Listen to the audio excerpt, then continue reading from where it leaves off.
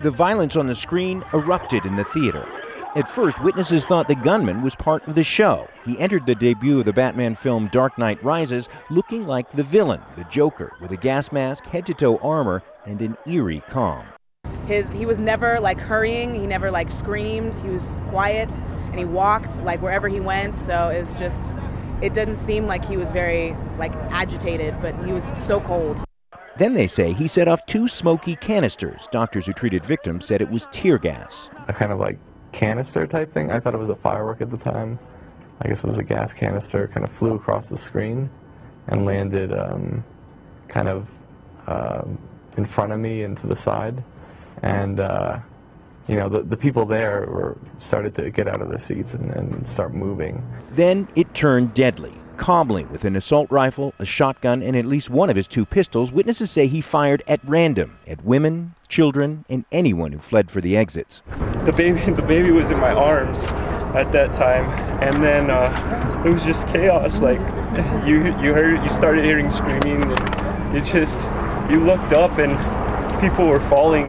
Within a minute and a half of the first emergency call, police say they arrested the suspected gunman here in the cinema parking lot. After they questioned him, they moved to evacuate his nearby apartment building and 4 around it. That's because he told them he rigged it with tripwires and explosives.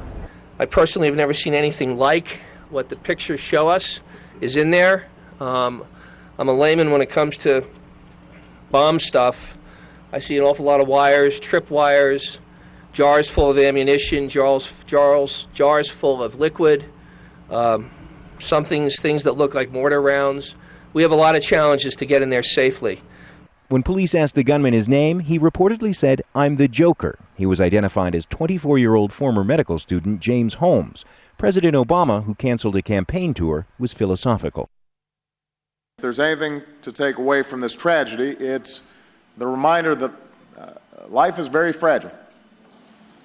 Our time here is limited and it is precious.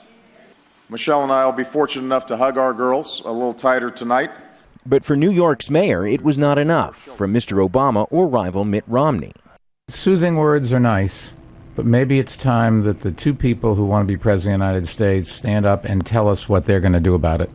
When it comes to America's permissive gun laws, history shows what's likely to happen now is what happened after the Columbine High School massacre a few towns away from here in 1999, and the shooting of Congressman Gabrielle Giffords last year. Very little. John Hendren, Al Jazeera, Aurora, Colorado.